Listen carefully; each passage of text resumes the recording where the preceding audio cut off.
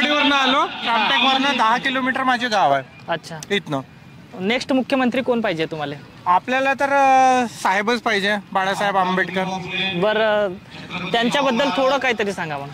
त्यांच्याबद्दल म्हणायचं झालं तर बाबासाहेब आंबेडकर यांचे नातू आहेत, त्यांच्या खून आहे, त्यांच्यामध्ये जो ज्ञान होतं आणि समाजामध्ये जो बदल बाबासाहेबांनी घडवून आणला, तो बदल घडवण्याची ताकद बाळासाहेब आंबेडकरांमध्ये आहे असं आपल्याला वाटतं. म्हणून आपल्यासाठी फक्त म्हणजे बाळासाहेब आंबेडकर. बाळासाहेब. नेक्स्ट मुख्यमंत्री तुम्हाला कोण पाहिजे? बाळासाहेब आंबेडकर. तुमच्या मागं तुम्ही इतर लोकांना पण घेऊन याल? हो. की तुम्हीच याल?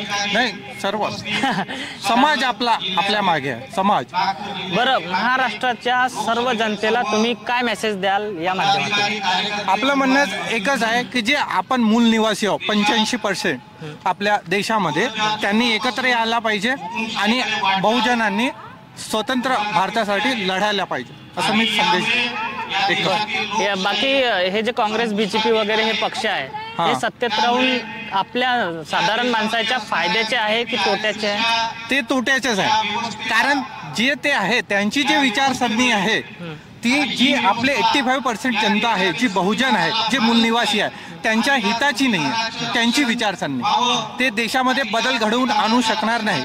आपण देश हा गुलामगिरीच्या मार्गाने वाढत आहे असं मी मानतो. म्हणून आपली जे बहुजनांची विचारसरणी आहे, ती जी सत्ता आहे ती देशावर आलेली पाहिजे, तेव्हाच देशाचा सुधार होईल असं मला वाटतं. बरं, हे काँग्रेस बीजेपीच्या माध्यमातून सध्या भारतावर कोणाचं राज्य आहे असं वाटते? भारत स्वतंत्र आहे का पूर्णपणे असं वाटते का तुम्हाला?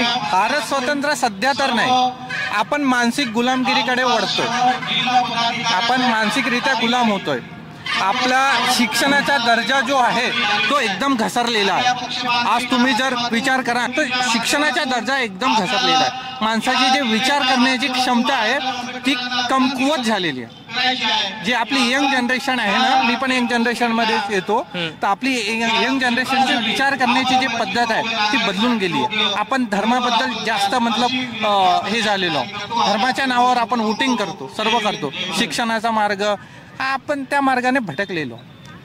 असं माझं मत आहे. तर बदल झाला पाहिजे. बदल झाला पाहिजे हेच आपलं मत आहे. व्हायलाच पाहिजे. बहुजन समाजाने एकत्र यायला पाहिजे. यायलाच पाहिजे. जे मूलनिवासी 85% आहेत या देशामध्ये, त्यांनी एकत्र यायला पाहिजे, बहुजनांनी एकत्र यायला पाहिजे. त्याची जे सरकार आहे, बीजेपी सरकार झाली, ही जी आहे ती ब्राह्मणिझम जो म्हणतो विचारधारा आहे, त्या विचारधारेवर चालणारी आहे असं माझं म्हणणं. ब्राह्मण हे भारतातले मूळ निवासी नाही आहे का? नाही, बघा इतिहास कसा आहे, इतिहासाबद्दल जर तुम्ही विचार कराल तर इतिहास मतभेद खूप आहे इतिहासामध्ये. ब्राह्मण तर नाही, जे आपल्यावर 85% जे मूलनिवासी आहेत, आपल्यावर राज्य कोण करतोय 15% लोक. म्हणजे जनरेशन गॅप आहे आपल्यामध्ये. कसं आहे, क्लास जो आहे आपला क्लास वेगळा, त्यांचा क्लास वेगळा. ते पैसे जो क्लासेस आहे, क्लास डिफरन्स आहे, समाज डिफरन्स आहे आपल्या देशात असं माझं. तुमच्या बरोबर किती लोकांना आनंद वंचित बहुजन आघाडीच्या? सर, माझ्या गावातले भरपूर लोक, माझ्या गावामध्ये जवळपास आपल्या समाजाच्या, बौद्ध समाजाचे सांगतोय, 50 ते 60 घर आहेत माझ्या गावामध्ये. तर जवळपास 80% लोक सभेमध्ये उपलब्ध आहेत. आणि माझ्या घरचे आई बाबा, मतलब माझी पूर्ण फॅमिली आलेली आहे कार्यक्रमात, आणि मी स्वतः पण आलेलो. समाजाचे सोडून इतर समाजाचे सुद्धा आले पाहिजे, याच्यासाठी काय कराल? त्याच्यासाठी आपल्याला त्यांची जे विचारसरणी आहे ते बदलवणं आवश्यक आहे. त्यांच्या विचारामध्ये बदल घडवणं आवश्यक आहे. ते म्हटलेलेच आहे की गुलामाला गुलामीची जाणीव करून देणं हे महत्वाचं आहे. ते मानसिक गुलाम आहेत हे आपल्याला त्यांना जाणीव करून देणं गरजेचं आहे. त्याच्यासाठी आपल्याला आवश्यक आहे शिक्षण महत्वाचं आहे. लोकांनी धर्माच्या आधारावर वोट द्यायला पाहिजे की नाही द्यायला पाहिजे?